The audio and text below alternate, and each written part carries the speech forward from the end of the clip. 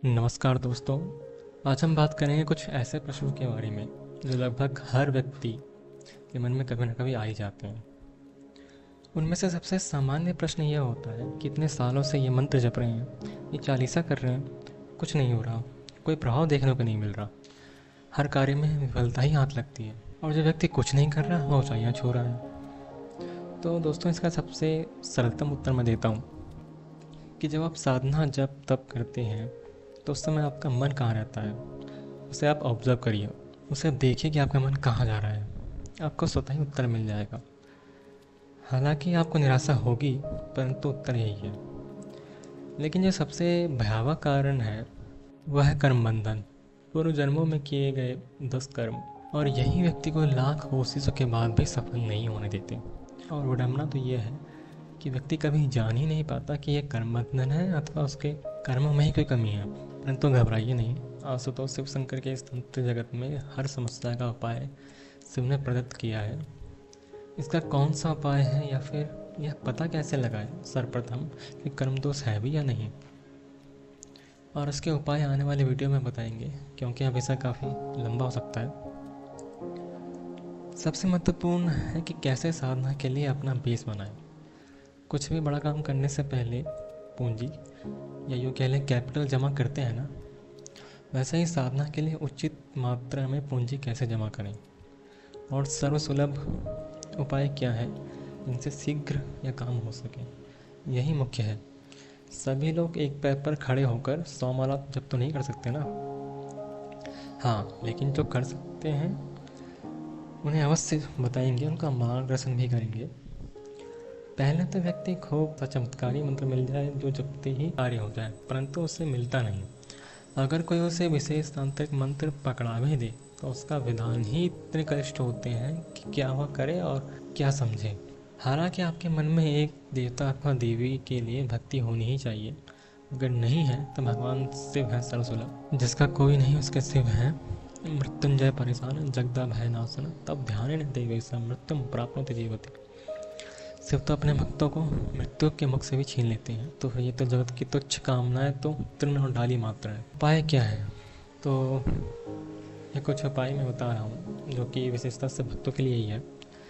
मुख्यतः वैष्णव शाक्त और एवं गणपति भक्तों के लिए नेक्स्ट वीडियोज़ में बताएंगे।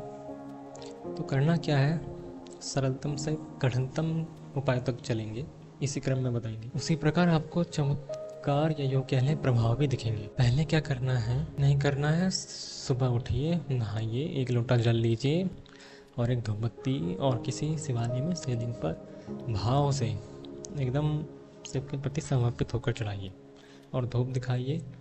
बदले में केवल से भक्ति मांगिए और कुछ नहीं मांगना है, केवल उनसे उनकी भक्ति मांगना है और कुछ नहीं। आप कहेंगे कि कुछ नहीं मांगना, हमारे काम कैसे होंगे?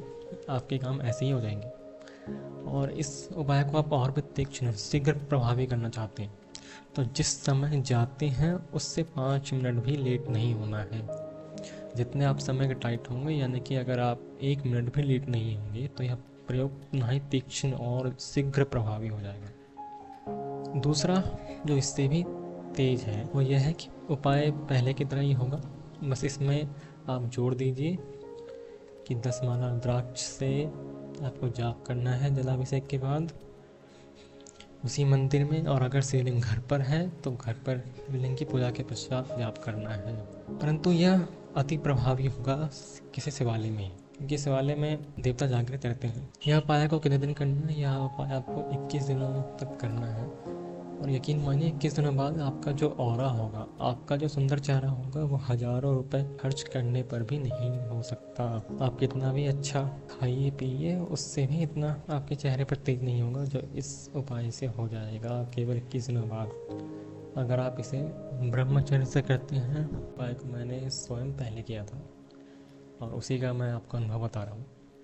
तीसरा जो इससे भी शीघ्र प्रभावी है, परंतु अगर आप अभी तक बने हुए हैं तो जो भी इस वीडियो में मुझसे छूट जाएगा वो आपको मुझे याद दिलाना है कमेंट सेक्शन में, क्योंकि जीवन में कुछ चीज़ें अनायास सुलभ ही मिल जाती। तीसरा उपाय है ब्रह्म मुहूर्त में जागे 4:30 के करीब दैनिक क्रिया करें, जो भी हम सुबह करते हैं। 5:30 बजे नहा धोकर आपको 12 प्राणायाम करने हैं। अब प्राणायाम किसे कहते हैं, यूट्यूब पे हज़ारों वीडियो मिल जाएंगे। आपको मुख्यतः त्रिमंत्र प्राणायाम करना है और उसके पश्चात शांत हो जाइए, एक रुद्राक्ष माला उठाइए, एक शिवलिंग लीजिए भारत का अथवा स्फटिक का ज़्यादा काम आएगा, और इस स्फटिक की शिवलिंग को आप बैठ जाइए और आप बैठने के पश्चात वह शिवलिंग आपकी आंखों के सामने होनी चाहिए, यानी कि आपकी आंखों की सिधाई में, स्ट्रेट, कि आपको ऊपर नीचे ना दिखना पड़े।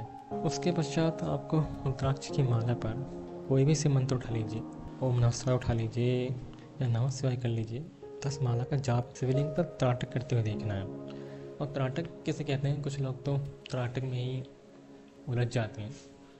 त्राटक का अर्थ यह है कि आपको उस पूरे शिवलिंग पर ध्यान जमाना है, शिवलिंग के बीच में कहीं बिंदु नहीं देखना और इस शिवलिंग को एज अ होल देखना है। साथ याद रहे, भयावह दृश्य दिखने पर, भय लगने पर आप हमसे बात कर सकते हैं, लेकिन यह उन्हीं लोगों को होगा, उन्हीं को यह दृश्य दिखेंगे जो सिद्धियों के निकट होंगे। प्रयोग लगातार 21 दिन तक करना है ध्यानपूर्वक। और जिन लोगों को कोई अनुभव ना हो और उन्हें लगे कि मुझे सफलता नहीं मिल रही है, तो आपको यही प्रयोग जो मैंने लास्ट में बताया है, इसको 3 बार और करना है 21 से 21 दिनों के क्रम में। इनके अतिरिक्त कुछ और भी अघोर तंत्रोक्त साधना विधि हैं, परंतु वह केवल योगी साधकों के लिए ही हैं।